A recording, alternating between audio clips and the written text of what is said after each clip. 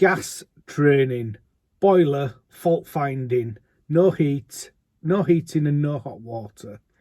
My name's Alan Hart, and in today's video I'm back at Viva Training Academy, and we've got Roy with us today, and Roy is going to go through fault finding on a boiler, and it's actually a system boiler today, and he's going to show us, it's on an S plan, and he's going to show us how to check for faults on a boiler, and he's also going to show us how to change some components in the boiler as well. So this should be really useful for people that are newly qualified, or sometimes people that's been doing it a long time that maybe hasn't got the experience on fault finding.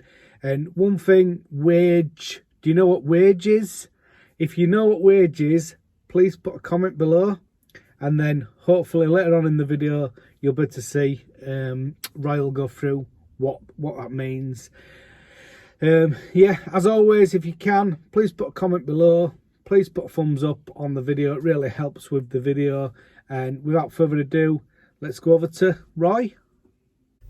This video is for gas safe, registered and trainee gas engineers under supervision. Please comply with the current regulations at the time. Thanks, Alan. Hi guys, it's Roy Fugler here at the Viva Training Academy over in Halifax, and today we're going to go through a little bit of fault finding.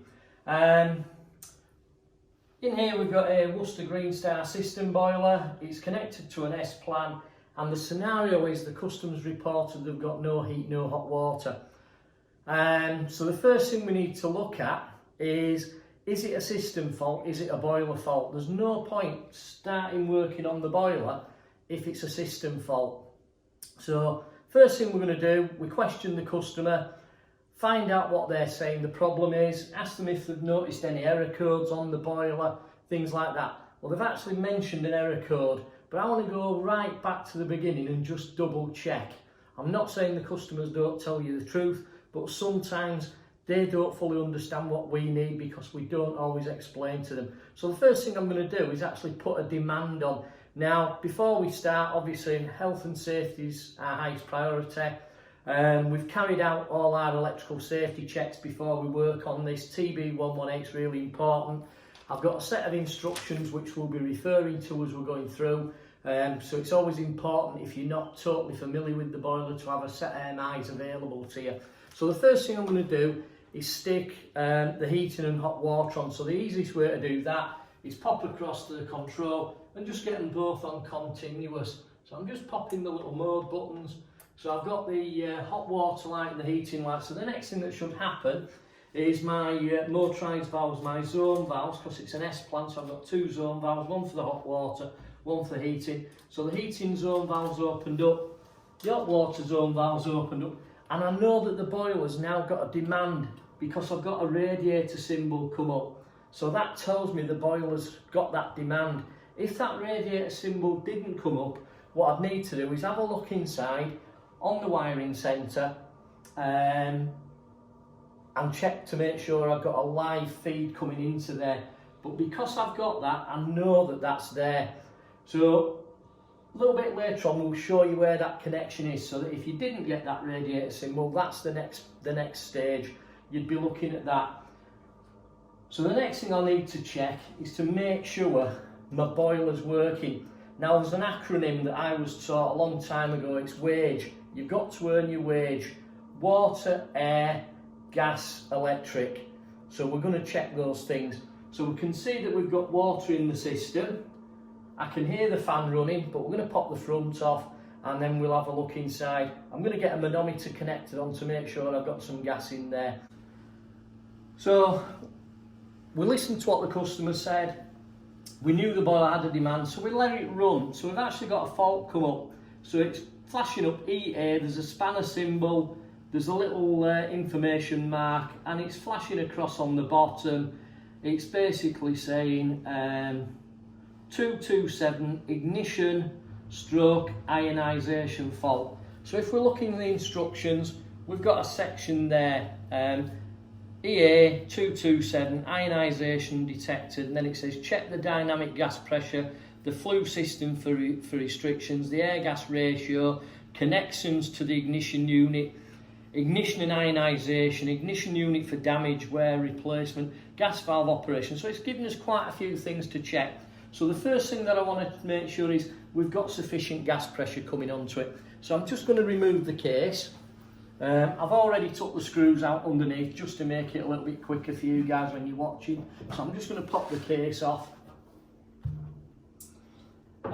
As you've probably noticed, I've got my gloves on now because I'm inside the boiler and health and safety is really paramount. We don't want to make sure we don't cut any fingers or do anything like that. So I'm just going to pop my flue gas analyzer on in manometer mode. So while I'm waiting for that to purge, I'm just going to turn the gas off underneath because I need to go onto the inlet port. So I'm just going to turn it off underneath just so we don't release any gas. Obviously in the real world you'd be informing the customer they might smell a little bit of gas because you don't want them complaining. So I've got that port open, ready for when the analyzer's purged through, which it has done now, to just pop on there. So I'll get that set up. We're onto the port. We'll pop the gas back on. So I'm just waiting for the pressure to come up now. Sit that over there. There we go. So as we can see, we've got a pressure in here, just over 20 millibars, just between 20 and 21 millibar. So the next thing I'm going to do is I'm going to turn the boiler back on and see what my working pressure is. That's just a standing pressure at the moment. There's nothing turned on. So I'm just going to reset the boiler. So it's just a simple matter of pushing the reset button. So it's come up reset. I've had a little tick. I've still got a demand on there. The gas is turned back on, so I'm just going to see what it does now when it's going through its ignition cycle and what the pressure drops down to.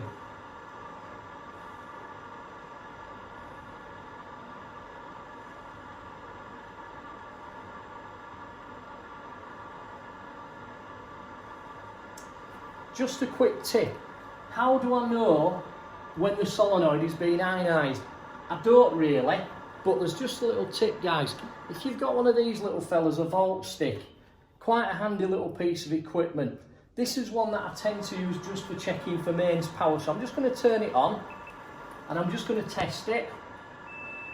Any equipment, electrical equipment, we should always test before we use it. Now if I pop that onto the little red wire going up to the spark generator, what we'll notice is when that gets power to it, which should be a few seconds or a second or two just before it's ionised to the solenoid, that should be and flash.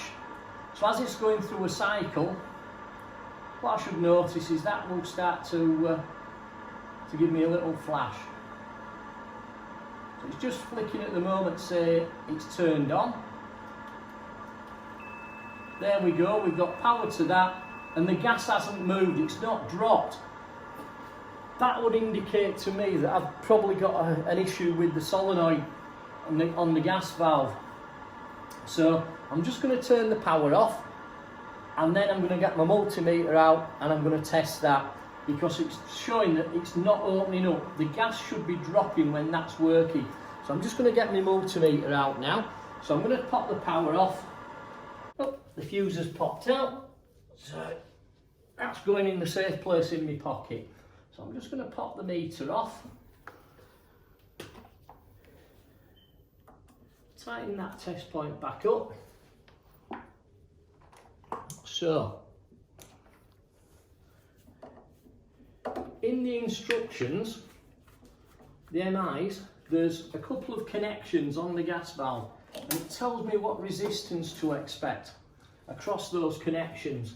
So I'm just going to get that out and show you where that is. So towards the back of the instructions, in fact it's the next page over, we've got some connections on there. So the bottom two connections, I'd expect a resistance of 900 ohms. On the top and third connection, so across there, I'd expect a resistance of 6,100 ohms. So I've got my multimeter. I'm popping it onto the ohms scale, so I'm on the ohms scale now. drop that down. So if I go across onto the bottom two connections, I've got OL, open line. I'm getting no reading on there, so I'm just going to check the first and third connection. And I'm getting a reading 5.91k, so 5,900. So that's nearly enough, the 6,100 that I would expected. So what that's telling me is that one of the coils has failed on this gas valve. So that's why there's no gas coming through. That's why I'm getting an ignition problem. It's not lighting, it's not opening up, so I've got a gas valve issue. So what I need to do is replace that gas valve now. So that's what we're going to do. We're going to replace the gas valve. Right, so we determined that we need to replace the gas valve because one of the coils on the solenoid is open circuit, so there's no gas coming through. So the first thing I need to do, we've got the power off, we've done our safe isolation, so the next thing is turning the gas off underneath. And then it's just a case of undoing the nut on the bottom, a couple of bolts, a clip at the top, and then we're out. We've got a rubber O-ring already built into the gas valve there, so obviously there's that's the seal on that. So we're going to replace the gas valve, and then I'll come back and show you how we test it and set it up. So we've now replaced the gas valve, so the next thing to do is turn the gas back on, check the connection underneath it with leak detection spray, or some guys inside the boiler where there's electrics, they'll use a little gas sniffer. So we'll pop the gas back on and get my LDF, and I'll just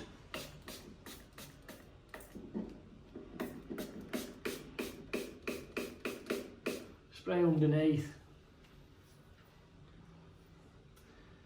That's fine. Obviously, I tend to, once I've sprayed it in quite a bit, I'll give it a wipe off, just get any residue off there. So the next stage now is to put the power back on, get the boiler, making sure that it's going to fire up. Then we can check the inlet pressure, then we can do a flue gas analysis, because obviously we've changed the combustion affecting component, so we need to do that. So I'm going to pop the power back on. So get the fuse, pop the fuse back in.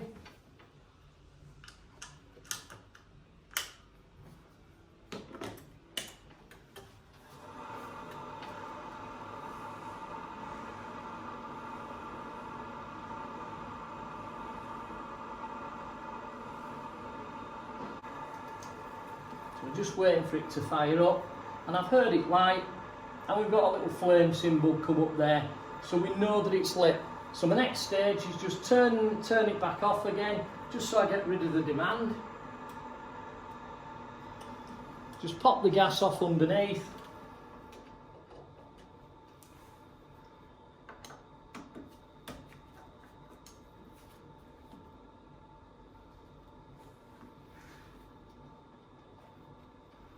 And then what I want to do is check my inlet working pressure. With it being a zero governor, we can't check the burner pressure, so we're checking the inlet working pressure. So I'm going to put the demand back on. And in the MIs, it gives us a figure that we're looking for. So again, always refer to your MIs, just to make sure everything's okay. So on this one, what we're looking for is somewhere between 16.5 and 20.5 millibars, depending on what we're getting at the meter. So provided I'm getting somewhere along that lines, I'm not too bothered about going back to the meter. So we've got the demand on there, we'll just wait for it to fire up, and then we can check that. So we've got the flame symbol on, we're holding at 20.56 millibar, or 20 point, it's just moving between 20.5, 20.6, so we know that that's there. What I could do to fire it up onto maximum rate, just to make sure I'm getting enough gas, is just pop the reset button in for a few seconds, and then that takes it up onto chimney sweep mode. So the boiler's going to ramp up, so I'm checking now once it's ramped up to maximum, I'm not losing too much pressure. So I've got enough gas pressure between the meter and my appliance.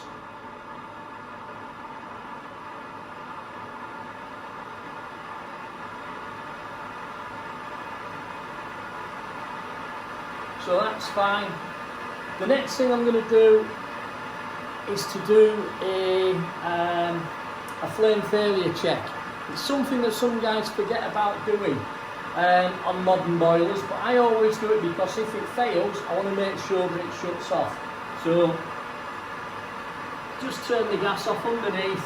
Now this particular boiler, obviously the flame's gone out. It's going to go through 5 attempts to relight, so it's not going to be immediate. It's not like an older boiler with a thermocouple where you turn the gas off and within 60 seconds it's tripping. So this is going to take a while for it to do that.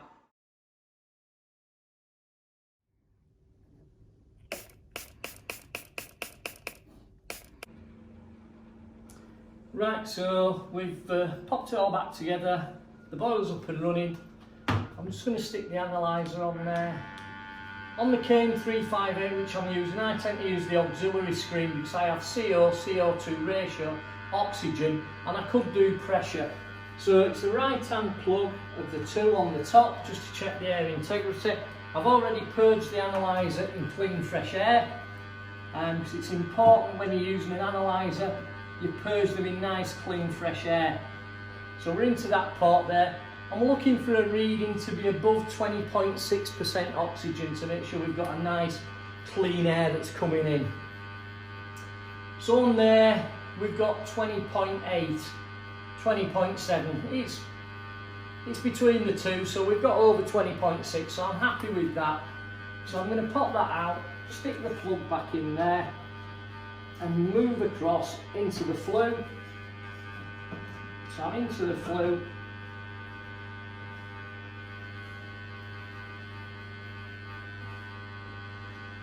I'm going to boost it up to a high rate.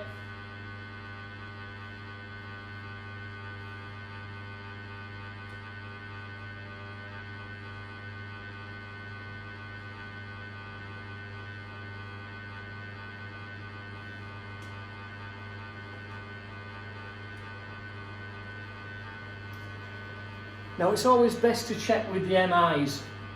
Some manufacturers say do a flue gas analysation. Once you've done an air integrity test, do your flue gas analysation with the case on. Some say do it with the case off.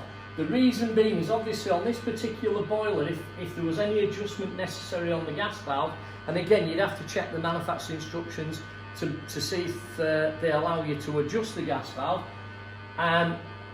the front case has to be off because that's the only way you can get to the gas valve. Other boilers, one I'm familiar with, the Baxi Duotech, Baxi Platinums, when you take the case off, you've still got the inner airbox door. So that one, you can have that front case off and the airbox is still sealed, so you can adjust the gas valve with that in situ because your gas valve's open. So again, you check with the manufacturing instructions. So we just want to check the MIs to make sure that we've got the right readings, because obviously I'm not overly familiar with Worcester boilers, as you probably, those people that know me are well aware. So again, we'll look through the MIs and just double check.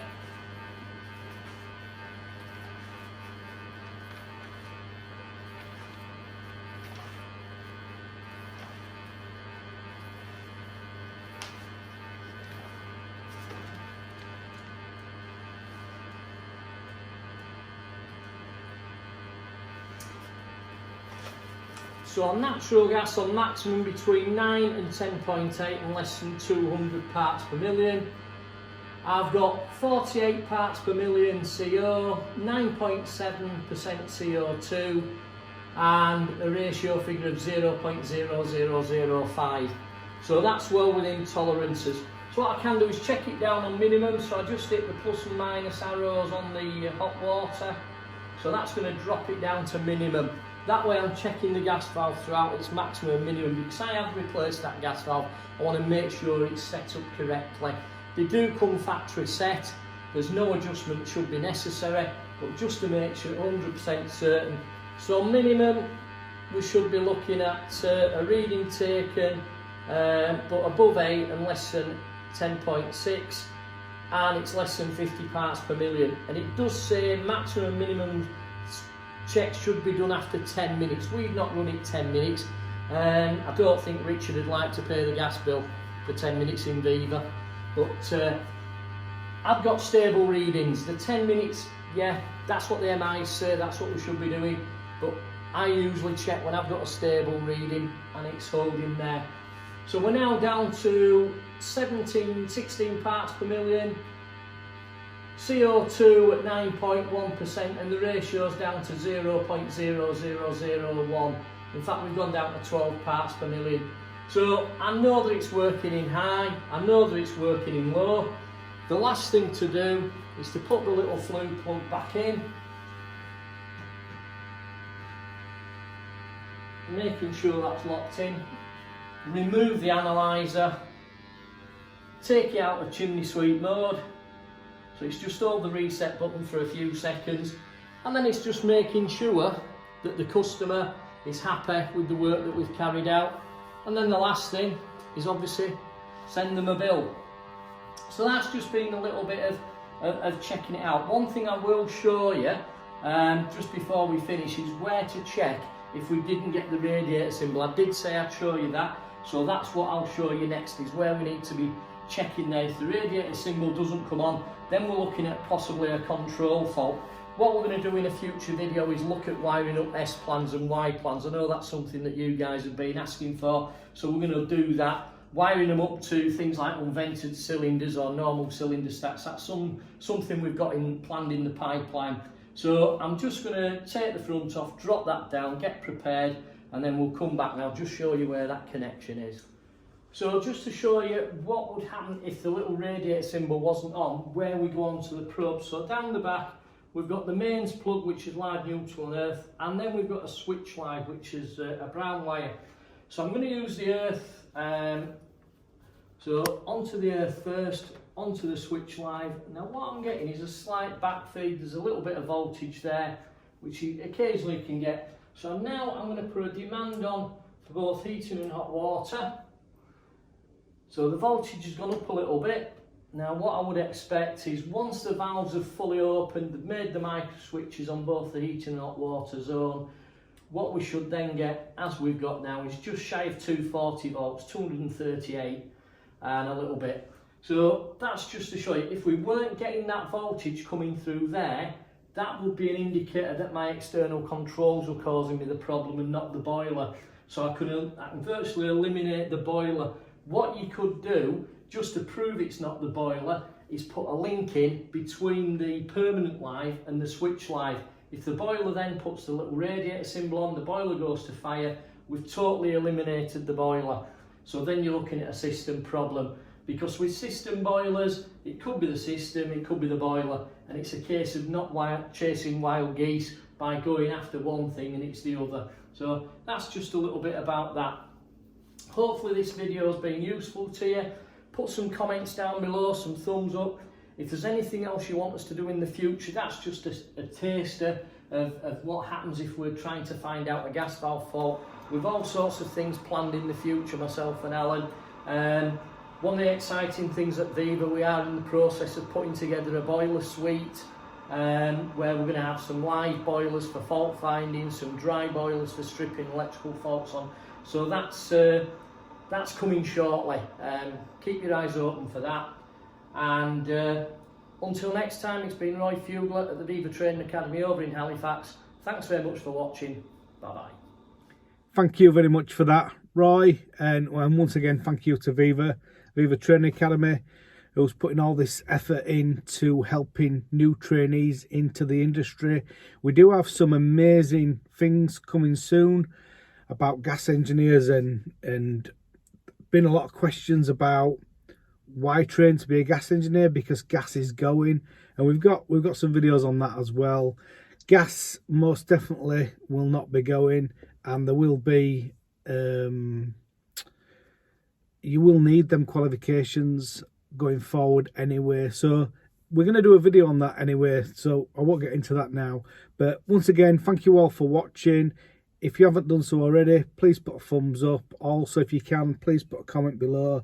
And did you get what wage meant? And if you did, again, put a comment below and let me know that you knew what it was. Thanks very much for watching.